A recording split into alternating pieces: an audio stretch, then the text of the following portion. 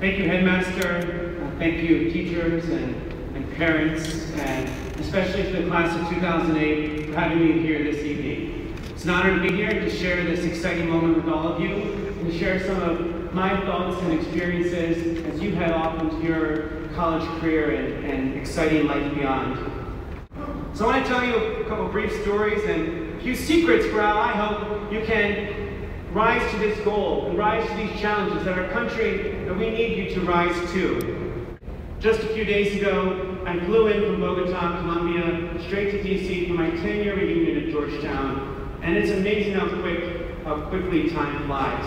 And then down from DC, down here in Savannah. And those last 14 years, I've been to over 35 countries. I've had the honor of serving my country in Bosnia and India. I have the great pleasure of living in South America. I've met amazing people, seen incredible things, been able to work in the White House and publish a book, and it's really been an amazing adventure.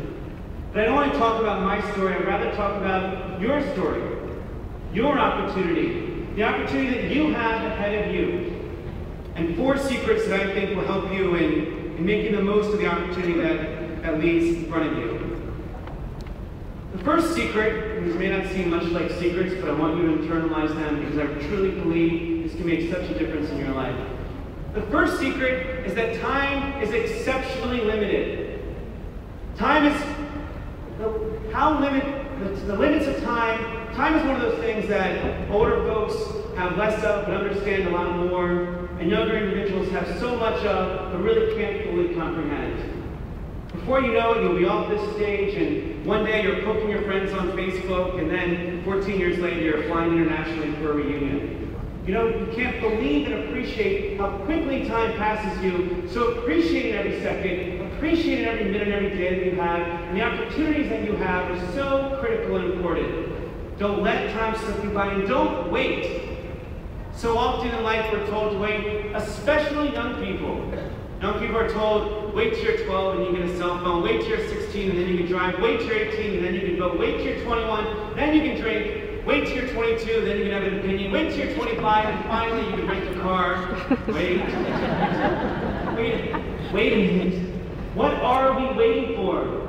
When the challenges and the opportunities of life are so huge and so great, why would we possibly wait to address them? Do you think that poverty or war or modern-day slavery, these issues can be tackled by a term paper, in a semester, in a 4-year college career? These challenges our world faces take a generation or 2 to address. So don't possibly wait. Don't look for excuses. I'm not old enough. I'm not rich enough. I'm not established enough. I'm not smart enough. Life's full of excuses. I'll do it tomorrow. When you fill your life with, I'll do it tomorrow, you'll have a life full of, I wish I did it yesterdays. Embrace the moment you have. Time is exceptionally short. The second secret, and I hope you embrace, is to understand the power that you have to make a difference in the world. You are an exceptionally powerful group of individuals. You have such an ability to make a difference. This is true, of course, for everybody. It's true that we all have an opportunity to make a difference as teachers, as parents, as administrators, but particularly you as you embark on your college career and go forth in the life that you have ahead of you. So often we choose to believe that we are powerless. In fact, as crazy as this sounds, most people would prefer to embrace the myth that they have no power, that all the issues our world faces that you cannot address. Because when you accept the fact that you have power, you become responsible for the way the world is. No one wants that responsibility. I would blame it on the president, or on the Congress, or on the man, or on something. Someone must take the blame for the way the world is, and it's not because of my actions or my inactions. You have the power to achieve great things. You have the power to achieve whatever you want to work towards. And it is not just hard work or great intellect. It's not just ambition and self-confidence. It is the belief that you can do what you set out to do, and then setting out and doing it. The first secret is that time is exceptionally limited, so do not wait. The second is to embrace your power and to achieve that difference that you want to make in the world.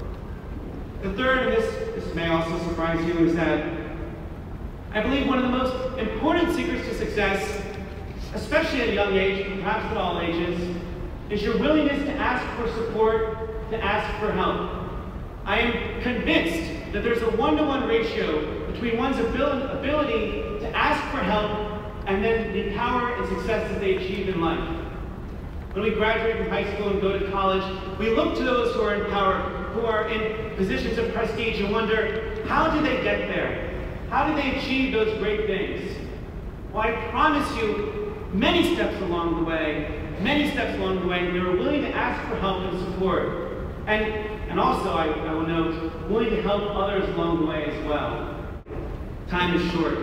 You have great power, and don't be afraid to ask for help. The fourth secret is that you truly have the ability to write your own story. While slightly embarrassed by a very long introduction, which I appreciate, you have the ability to write your own biography in 10 to 14 years. What do you want someone to say about you when you're giving a commencement address as the incredibly distinguished alumni that you have at this school? What story do you want to live? This is true at all ages, but it is especially true now, today, for you. So often in our lives, we're told by our teachers what assignments to do, by our parents what time to come home. You're beginning a point in your life where you are making the decisions in your life. You are deciding who to hang out with. You are deciding what to study. You are deciding how to spend your time. How you choose to spend that time, what decisions you choose to make, what story you choose to write of your life is your own doing. And again, you can't blame others. You can't blame others for I'm just not able to get this done because my schedule's too busy, or I can't get this done because I don't have the opportunity, or I can't get this done because I'm not smart enough, or I'm not, whatever it may be. What's amazing is that how much people cling to the stories of their lives. People who lead a life and say, I have a lucky life, I have a blessed life. And they seem to be the luckiest people and have the most blessed opportunities and get to do the coolest things and go to the neatest countries. And other people say, no, I'm just always so busy, or I have the worst luck. People cling to these stories, and these stories mold the lives that they live. Understanding that you can write your own story, make it interesting. Make it a romantic story. Make it an international story. Make it a fun story. Make it a story not only worth telling, but perhaps more important, worth living. Make it a story of service. Make it a story of one where you made a difference in life. Time is short, so get started. You have more power than you could ever appreciate, especially today, right now. Do not be afraid to ask for help along the way. And know that you are the author of your story. You have the ability to achieve all that you want to achieve if you have the courage, if you have the gall to stand up for it and make it happen.